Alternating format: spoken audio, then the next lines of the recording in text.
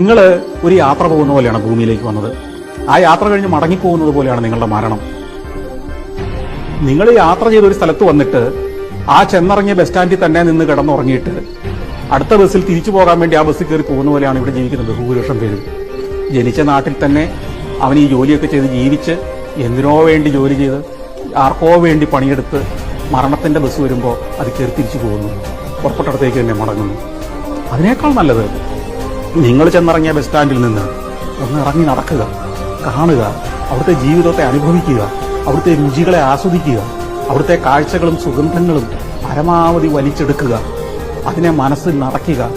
ഈ പ്രപഞ്ചം എത്ര അത്ഭുതം നിറഞ്ഞതാണെന്നും എന്നെ ഇങ്ങോട്ട് അയച്ച സൃഷ്ടാവ് എത്ര ഗംഭീരമായിട്ടാണ് ഇതിനെ സൃഷ്ടിച്ചു വെച്ചിരിക്കുന്നതെന്നും അതിനെ അപ്രീഷിയേറ്റ് ചെയ്തുകൊണ്ടും തിരിച്ച് മടക്കയാത്രയിൽ അങ്ങ് ചെല്ലുക.